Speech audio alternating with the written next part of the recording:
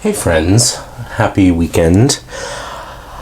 Here we are. I've been really quiet on videos lately because I haven't had a whole lot. I've been crazy busy and I just haven't had a whole lot, so I'm trying to sort of store up some ideas.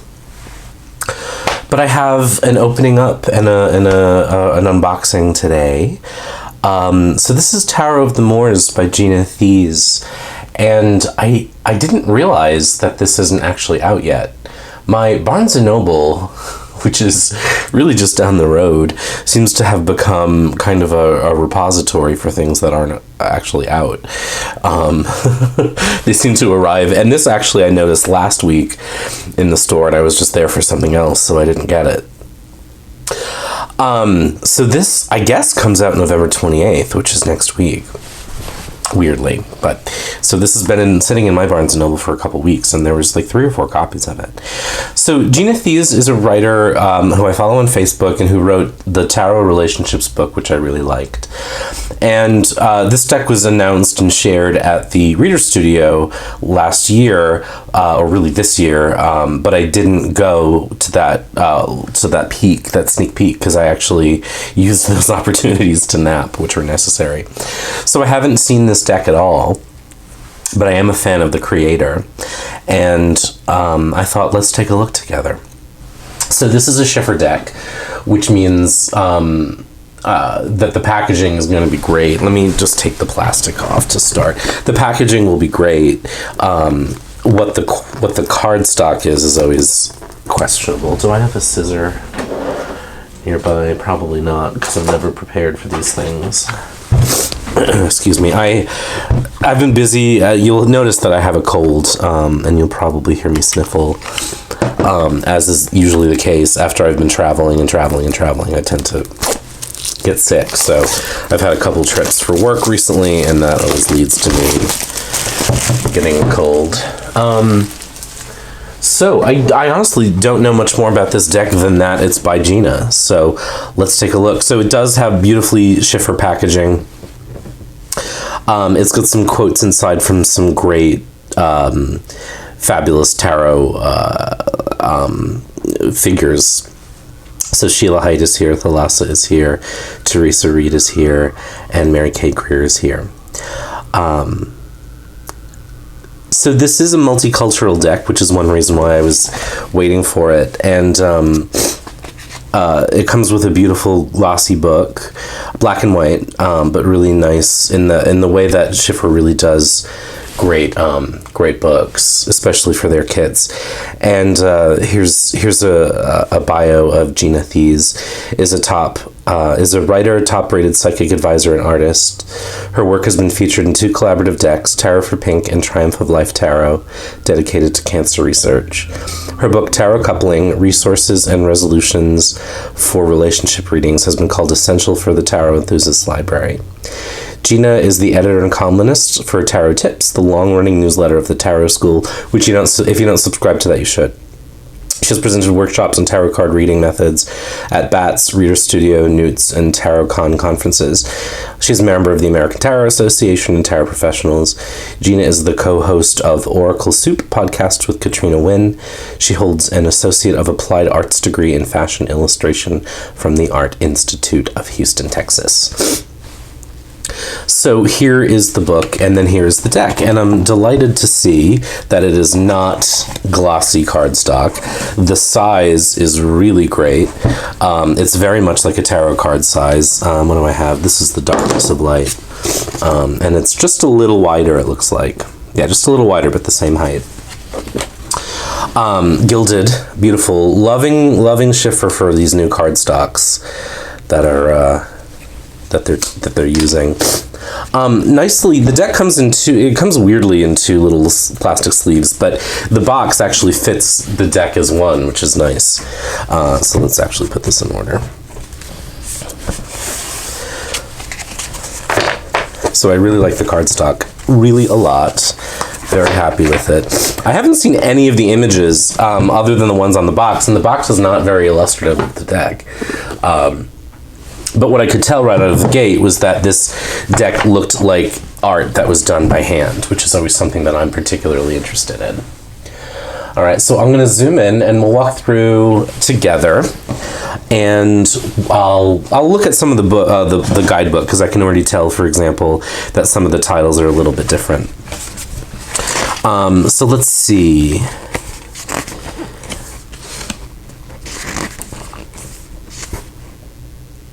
Let's actually start with her preface, just to sort of read through it. Excuse me. In your hands you hold a tarot that uses as its theme the culture and characters that shaped Andalusia, specifically the people which carry the deck's namesake, the Moors. You'll be taken through the landscapes of southern Europe, North Africa, and Arabia. You'll become familiar with a land where Muslims, Jews, and Christians lived in tolerance and flourished culturally and economically. In its best intention, the Tarot of the Moors sets out to be a multicultural deck and not one that lends prominence to any particular faith. When one decides to create a tarot deck that diverts from the well-known Rider-Waite-Smith deck, it draws upon you just how specific to European Christianity the characters are depicted in tarot. In telling the story of the Moors in tarot, it is challenging in giving and depicting the influence of all three Abrahamic religions.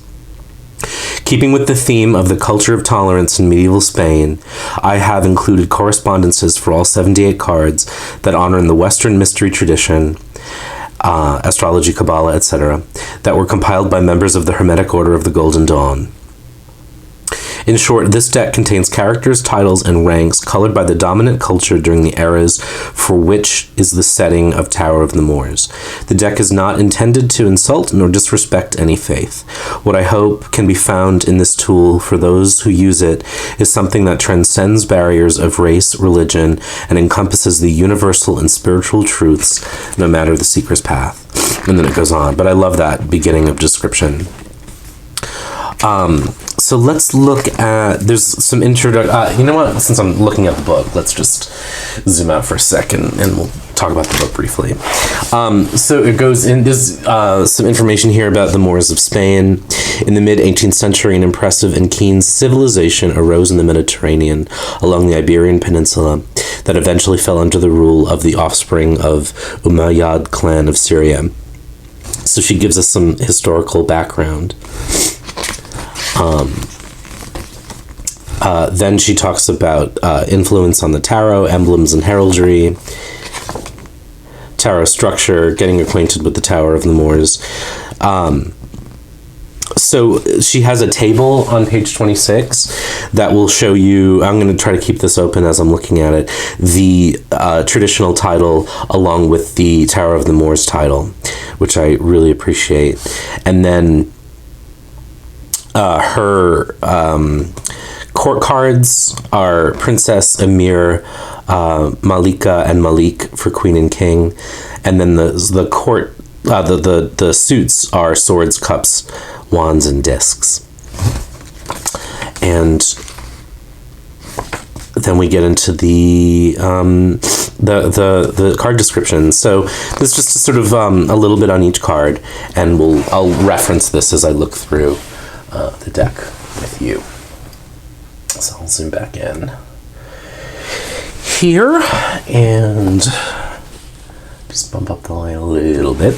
So I'm going to reference the guidebook as I look at the majors. And so the first card, which would traditionally be the Fool, is called the Jog. I'm going to mispronounce all of this, and I apologize. The Joglar, which I imagine is definitely not how it is pronounced. So the description is the spirit of ether, maternal letter air, Hebrew letter aleph, path 11, core keywords folly, unstable, spontaneity, carefree, risk, and then we get some upright and reversed meanings. I actually would have loved, I'm going to go in now and once I look at the deck, probably do some research on the titles, but I would have loved to know sort of the definition of joglar.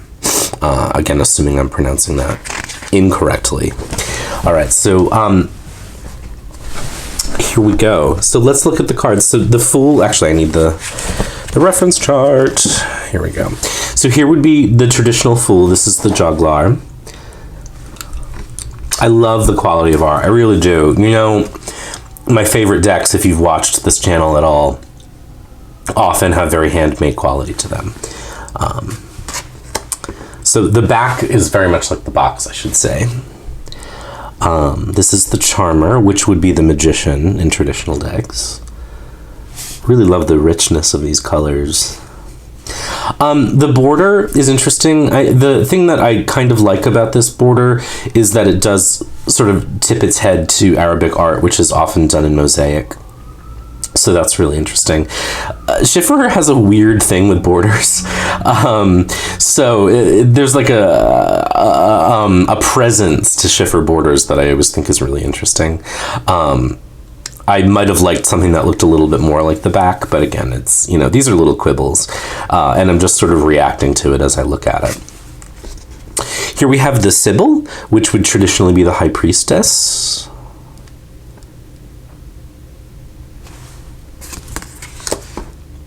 The Sultana would be the Empress.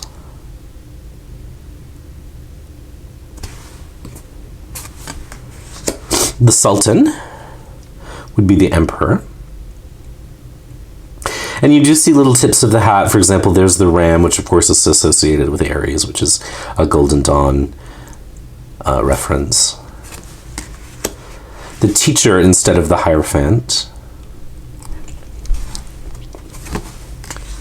The Lovers is the Lovers.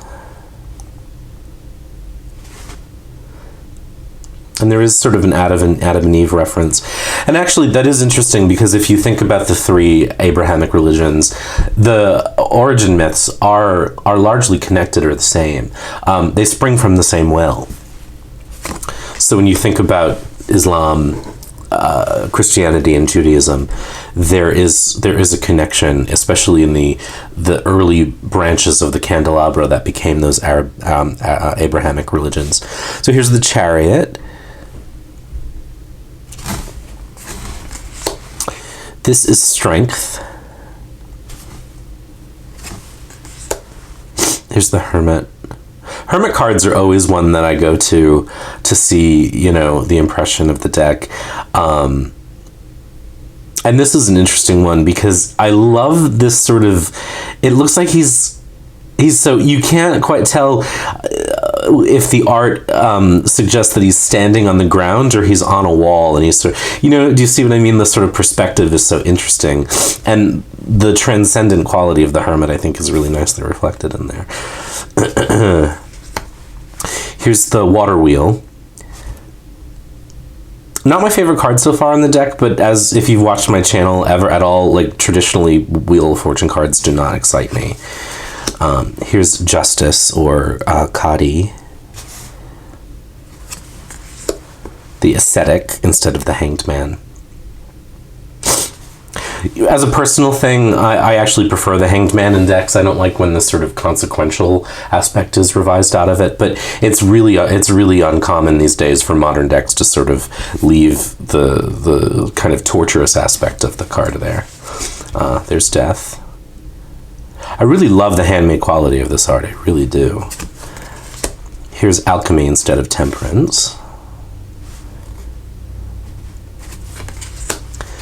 This is the Jinn instead of the Devil, which is an interesting change because there's a whole different mythology related to Jinn in these Asiatic countries, and Islam in particular. And so I don't know a whole lot of the story of Jinn. It's come to me through bits and pieces, so I think that's a really interesting change, and I think it adds a color to the deck that's really interesting. The Devil card is another card I'm always looking to because it's a card that I have very particular feelings about that aren't necessarily in line with everyone else's, but I like the elasticity that we're granted here.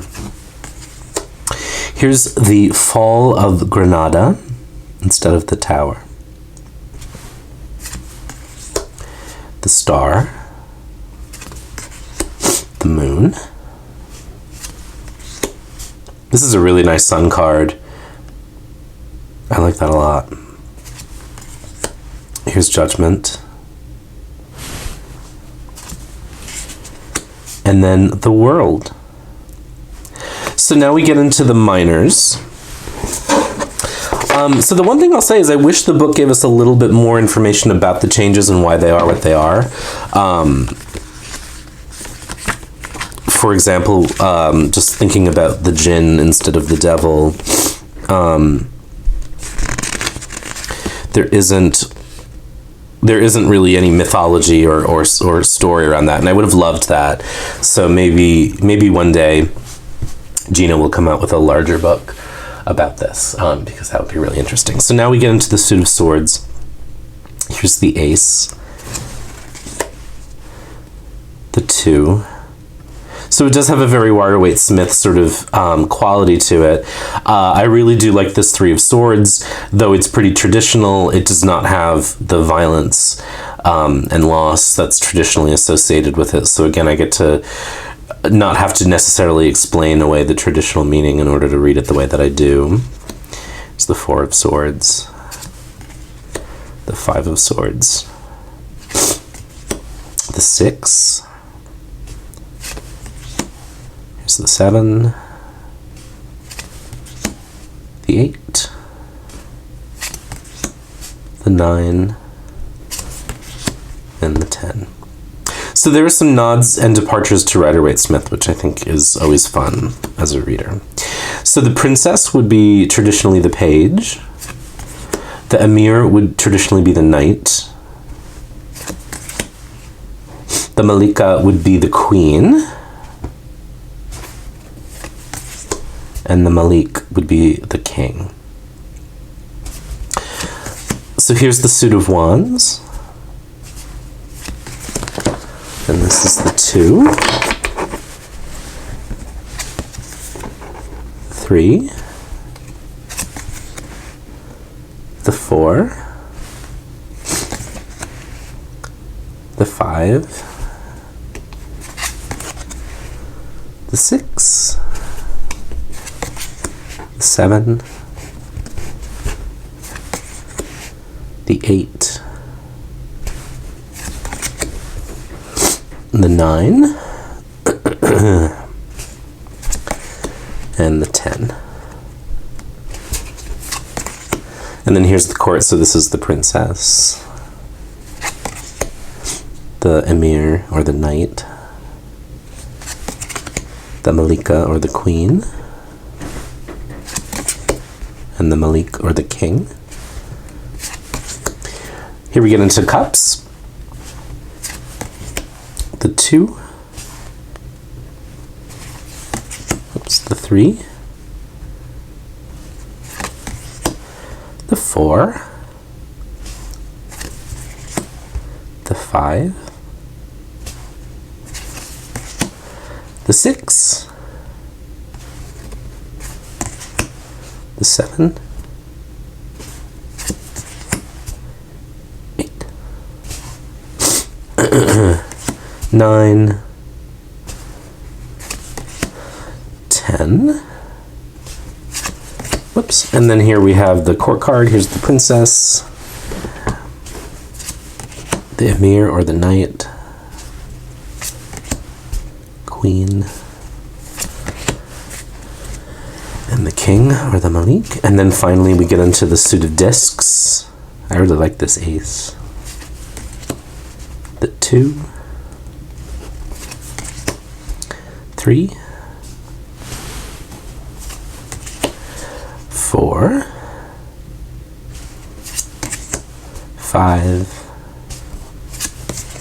6, 7, 8, 9, 10, and then the court is the princess, the emir, the malika, and the malik of the king. So there's a little walkthrough, and let's see how it shuffles. So I'll zoom out.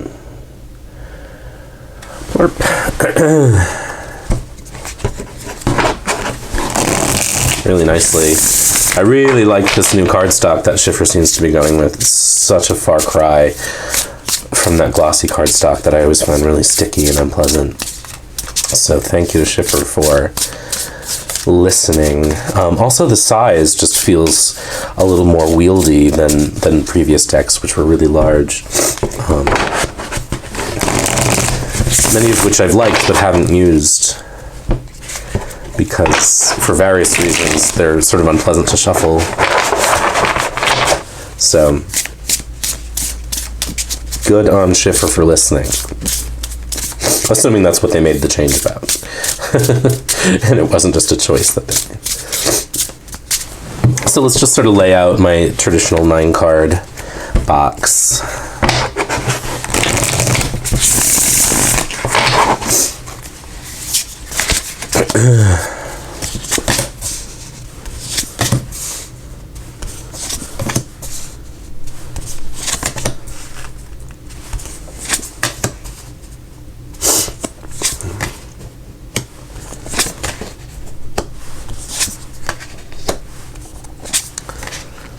So there we have it. So it looks really nice and rich laid out like that. The colors I find really engaging and really, really nice on the eyes. I love the handmade art. It reminds me artistically of the tarot of, oh God, I am not going to remember the name. I can see the box from here. It doesn't matter. It reminds me of another tarot deck in my collection artistically, and that the art has a very handmade quality to it. So really nice deck, really nice addition to the conversation. An unrepresented sort of time period in tarot. So this is Tarot of the Moors by Gina Thies, also author of Tarot Coupling, and really well-known and well-respected tarot presenter and reader. And someone else who was at the Reader Studio this year who I was too intimidated to introduce myself to, but whose book I really liked. So I hope this was interesting as usual. Not that it was interesting as usual, but I hope, as usual, that this was interesting. And we'll talk soon.